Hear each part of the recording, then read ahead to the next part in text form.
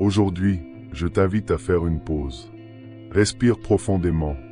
Fais taire le bruit du monde un instant et écoute. Parce que peut-être, cette parole est exactement ce dont ton cœur avait besoin maintenant. Une parole qui vient directement du cœur de Dieu, pour toi. La prospérité, ce n'est pas seulement posséder plus. C'est vivre avec un vrai sens, avancer avec confiance. Savoir qu'un plan plus grand est déjà en train de se réaliser avec amour. Et même quand on ne voit rien, même quand tout semble figé, Dieu est déjà à l'œuvre, en train de tracer un chemin de paix et d'abondance. Et la parole du jour pour ta vie, c'est Jérémie 29, 11. Et elle résonne comme une promesse pleine de tendresse. Car moi, je connais les projets que j'ai formés sur vous, dit l'Éternel, projets de paix et non de malheur, afin de vous donner un avenir et de l'espérance. Si tu cherches des réponses, de la clarté, une provision ou juste un signe que tu es sur la bonne voie, cette prière est pour toi. Reste avec moi jusqu'à la fin. Laisse chaque mot aligné avec la volonté de Dieu. Parce que prospérer, c'est vivre sous sa promesse, avec foi, avec courage, et avec la paix dans le cœur. Merci, Dieu, pour les merveilleux projets que tu as pour ma vie. Des projets de prospérité, des projets pour me faire grandir, et non pour causer de la douleur ou des pertes. Ce sont des projets de paix, d'espérance et d'un avenir meilleur. J'ai une confiance totale en ta volonté, Seigneur, car je sais que tu veux ce qu'il y a de mieux pour moi. Seigneur, je crois que la prospérité que tu me promets va bien au-delà de ce que les yeux peuvent voir ou de ce que l'esprit peut comprendre. Ce n'est pas seulement une prospérité financière, mais une prospérité complète, dans la santé, la famille, le travail, les relations et les opportunités que tu me donnes pour grandir et m'épanouir. Je sais que tu es un Dieu qui veut me bénir dans tous les domaines, pour que je puisse aussi être une source de bénédiction pour les autres. Ainsi parle le Seigneur. Alors vous m'invoquerez, et vous viendrez me prier, et je vous écouterai. Vous me chercherez et vous me trouverez, si vous me cherchez de tout votre cœur. Je me laisserai trouver par vous, affirme le Seigneur, et je vous ferai sortir de la captivité, je restaurerai votre destinée.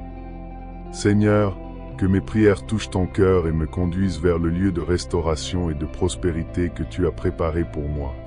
Je déclare en prière, le Seigneur est mon berger, je ne manquerai de rien.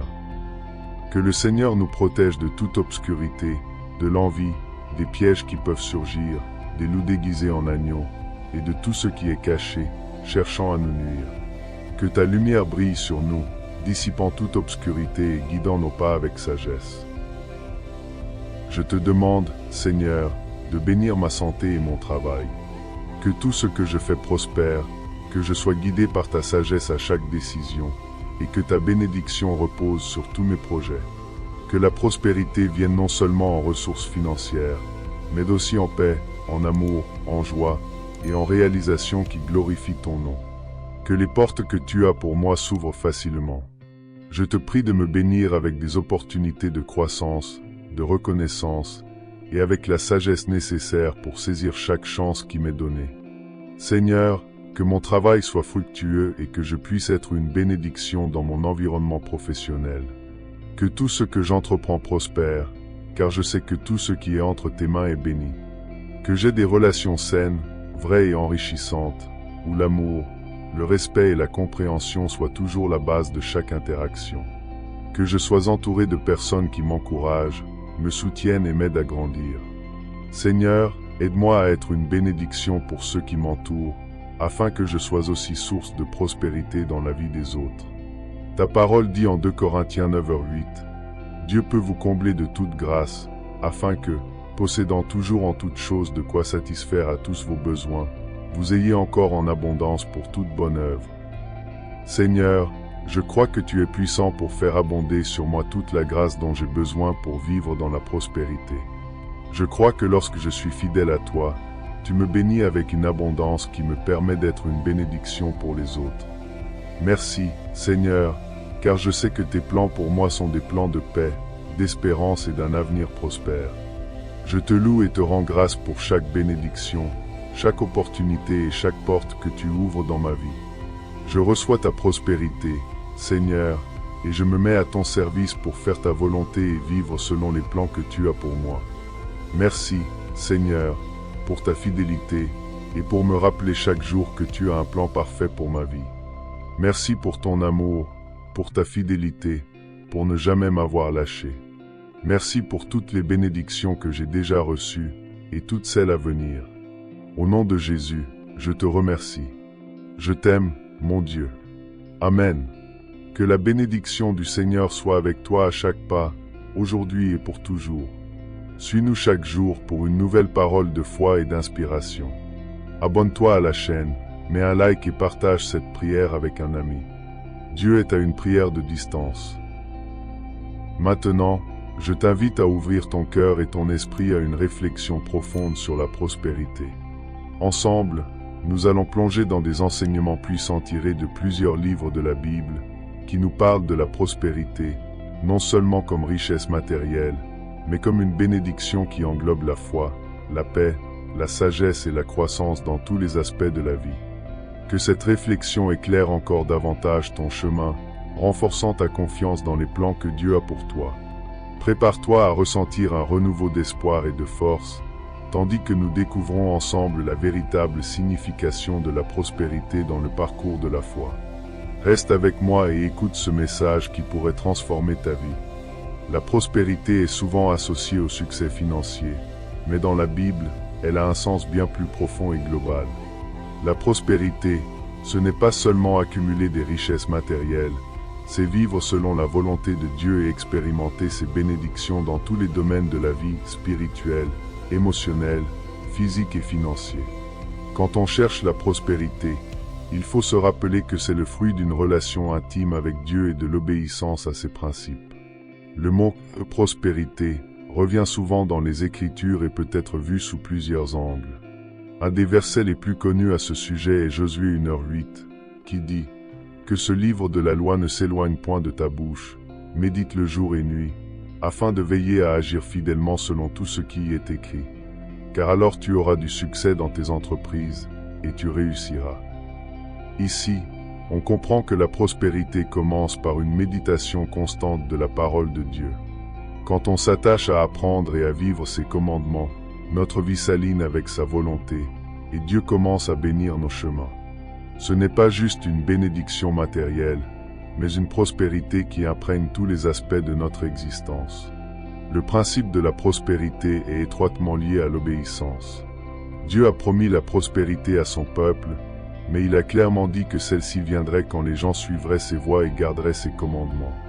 Deutéronome 28, 1-2 nous enseigne: « Si tu obéis attentivement à la voix de l'Éternel, ton Dieu, en observant et en mettant en pratique tous ces commandements que je te donne aujourd'hui, l'Éternel, ton Dieu, te donnera la supériorité sur toutes les nations de la terre. Toutes ces bénédictions viendront sur toi et t'atteindront, si tu écoutes la voix de l'Éternel, ton Dieu. » On voit donc que la prospérité est directement liée à notre disposition à suivre la direction divine. Quand on fait ça, Dieu déverse ses bénédictions, et ces bénédictions se manifestent dans tous les aspects de notre vie, apportant une vraie prospérité. Joseph est un exemple clair de prospérité divine. Même quand il a été vendu comme esclave et jeté en prison injustement, Dieu était avec lui, et Joseph a prospéré où qu'il soit. En Genèse 39, 2, on lit « L'Éternel était avec Joseph, et il prospéra. » Même dans les moments difficiles, Joseph a gardé sa foi en Dieu et a obéi à ses principes.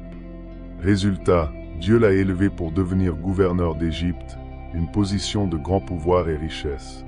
La prospérité de Joseph n'était pas juste matérielle, mais aussi spirituelle, puisqu'il a utilisé sa position pour bénir les autres et accomplir les plans de Dieu.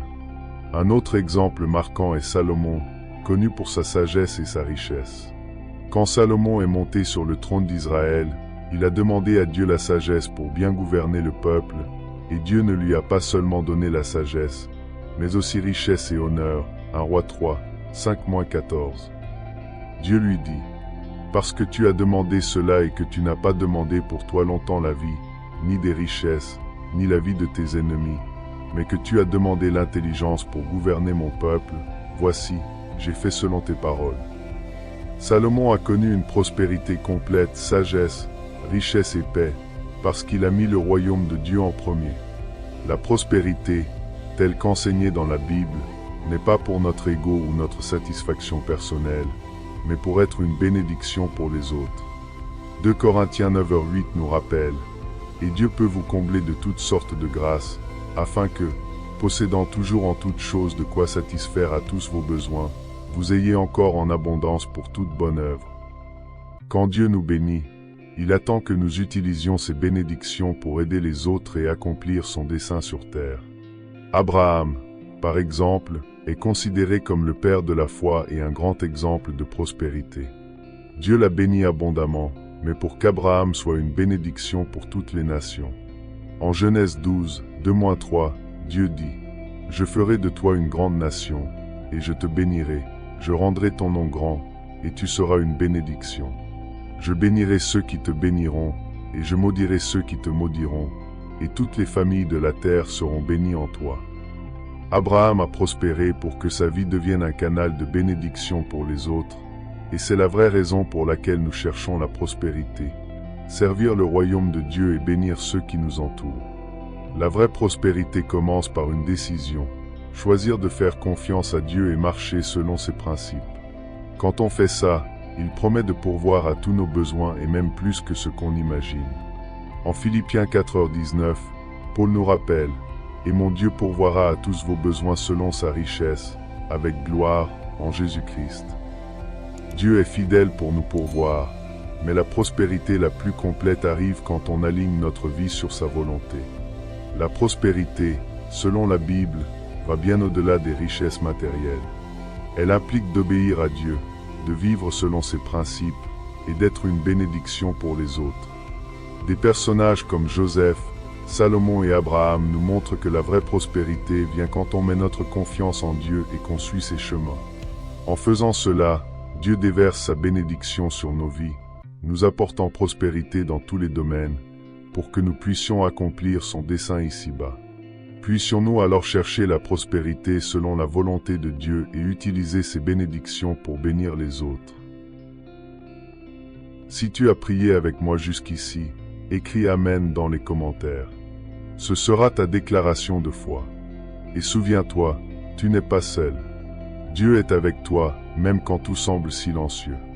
Que Dieu protège ta vie, tes pensées, et qu'il t'utilise comme un instrument de sa gloire partout où tu passes.